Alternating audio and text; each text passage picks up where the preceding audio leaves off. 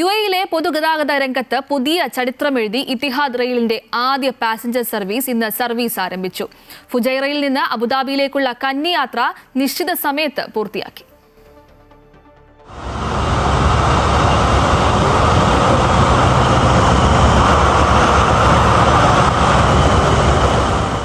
രാവിലെ 5:34 ഫുജൈറയിൽ നിന്ന് പുറപ്പെട്ട ട്രെയിൻ രാവിലെ 7:45 അബുദാബിയിലെ മുഹമ്മദ് ബിൻ സായിദ് സിറ്റി സ്റ്റേഷനിലെത്തി.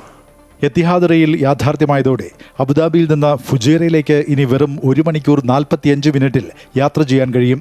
Great. It's a historic moment. It's an honor for us. Today marks the first day of our service within the introductory phase, where we launch from Abu Dhabi to Fujairah, and looking forward to more stations as we expand in our introductory phase. June 23 യാത്രക്കാർക്കായുള്ള ticket booking ആരംഭിച്ചത്. ഉദ്ഘാടനത്തിന്റെ ഭാഗമായി ticket നിരക്കിൽ 50% ഇളവും പ്രഖ്യാപിച്ചിട്ടുണ്ട്. Comfort ക്ലാസ്സിൽ Abu Dhabi Fujairah യാത്രയ്ക്ക് 55 ദിർഹവും premium ക്ലാസ്സിൽ 120 ദിർഹവുമാണ് നിരക്ക്. ഈ ഒരു യാത്രയിൽ പങ്കെടുക്കണമെന്ന് വിചാരിച്ചിട്ട് ഞങ്ങൾ ഇന്നലെ വൈകുന്നേരം ഇവിടെ നിന്ന് ഫുജൈറയിലോട്ട് പോവുകയും അവിടെ സ്റ്റേ ചെയ്ത് ഇന്ന് രാവിലെ അവിടെ നിന്ന് പുറപ്പെട്ട് ഇവിടെ എത്തി. പറഞ്ഞറിയിക്കാൻ വയ്യ, മനോഹരം, അതിമനോഹരം, അത്രയ്ക്ക് നല്ലതാണ്.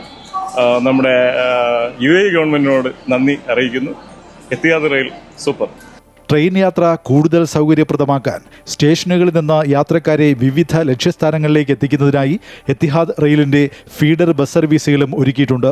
ഇതോടെ യാത്രക്കാർക്ക് സ്വകാര്യ വാഹനങ്ങളെയോ ടാക്സികളെയോ മറ്റു പൊതുഗതാഗത സംവിധാനങ്ങളെയോ മാത്രം ആശ്രയിക്കേണ്ട സാഹചര്യം ഒഴിവാകും.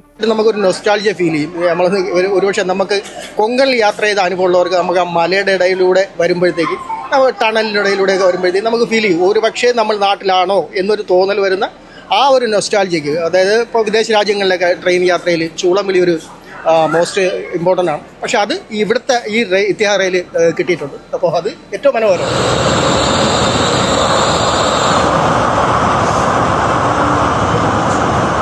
UAEയുടെ ഗതാഗത രംഗത്തെ സുപ്രധാനമായ ഒരു ചുവടുവയ്പ്പാണ് ഇന്ന് നടന്നിരിക്കുന്നത്.